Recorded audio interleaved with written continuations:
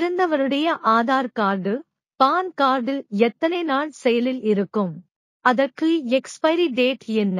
இந்தியாவில் ஆதார் கார்டு மற்றும் PAN card ஆகிய இரண்டும் பல்வேறு அரசாங்க சேவைகளை பெறுவதற்கு உதவுகிறது.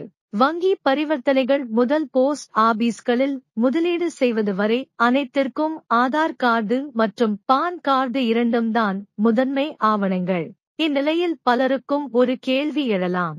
ஒருவர் இறந்த பிறகு அவர்களுடைய ஆதார் கார்டு மற்றும் பான் கார்டு எவ்வளவு நாள் செயலில் இருக்கும்? அவற்றை செயலிழக்கச் செய்வதற்கான அதிகாரப்பூர்வ விதிகள் என்ன என்ற குழப்பங்கள் இருக்கலாம்.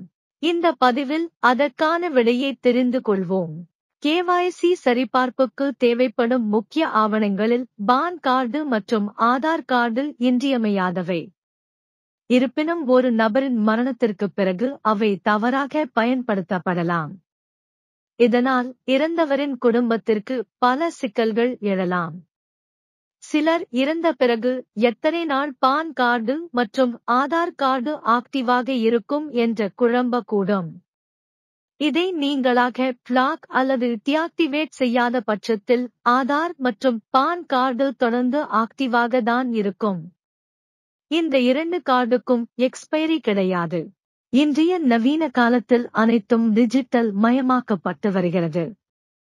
இதன் காரணமாக பலரின் ஆதார் கார்டு மற்றும் பான் கார்டுகளை வைத்து மோசடிகள் நடக்கிறது. இந்நிலையில் இறந்தவருடைய ஆதார் கார்டும் அவ்வாறு பயன்படுத்தப்பட்டால் அது குறித்த விவரங்கள் குடும்பத்திற்கு தெரியாமலேயே போகும் அபாயங்கள் உள்ளது. எனவே இறந்தவருடைய ஆதார் கார்டை பயோமெட்ரிக் லாக் செய்து வைக்கலாம். இதனை ஆன்லைனிலேயே எளிதாக செய்ய முடியும். ஆதார் கார்டு லாக் செய்து வைப்பதன் மூலம் அங்கீகரிக்கப்படாத நோக்கங்களுக்காக யாரும் ஆதார் கார்டை பயன்படுத்த முடியாது என்பதை உறுதிப்படுத்தலாம்.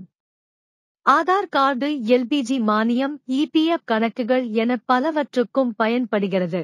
இந்நிலையில் ஒருவர் இறப்பு சான்றிதழ் பெற்றுவிட்டால் உடனே ஆதார் கார்டு தானாகவே செயல் இழந்துவிடும் என்றும் கருதுகின்றனர்.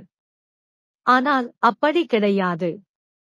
இன்னும் சிலருக்கு ஆதார் கார்டில் இறப்பு தேதியை வைத்து புதுப்பிக்கலாம் என்ற எண்ணமும் இருக்கிறது. ஆதார் கார்டில் இறப்பு தேதியை வைத்து புதுப்பிக்கவே முடியாது. மற்ற அனைத்து தகவல்களையும் நாம் புதுப்பித்துக் கொள்ளலாம். அதற்காகத்தான் பயோமெட்ரிக் லாக் செய்து வைப்பது முக்கியம். ஆதார் கார்டை இறப்புச் சான்றிதழ் உடன் இணைத்து வைக்கலாம். எதிர்கால பரிவர்த்தனைகளில் சிக்கல்களை தவிர்க்க இது உதவுகிறது. பான் கார்டு ஆதாரைப் போலவே இறந்தவரின் பான் கார்டையும் பிளாக் செய்ய வேண்டும். பான் கார்டை மூட குடும்ப உறுப்பினர்கள் ஆன்லைன் சேவை மையத்தை பார்வையிடலாம். ஆனால் இறந்தவர் வருமான வரி செலுத்துபவராக இருந்தால் வருமான வரி ரீஃபண்ட் பெறுவதற்கு அல்லது வேறு ஏதேனும் முதலீட்டு திட்டத்தில் முதலீடு செய்திருந்தால் அவருடைய குடும்பத்தில் இருக்கும் நாமினி தொகையை பெறுவதற்கு என பல்வேறு விஷயங்களுக்காக பயன்படுத்தப்பட வேண்டிய சூழ்நிலை இருக்கும். எனவே இது போன்ற அனைத்து செயல்முறையையும் முடித்துவிட்டு இறந்தவருடைய பான் கார்டை ஒப்படைக்கலாம். இறந்தவர்களின் ஆவணங்களை ஒப்படைக்காவிட்டால் எந்தவித அபராதமும் இல்லை.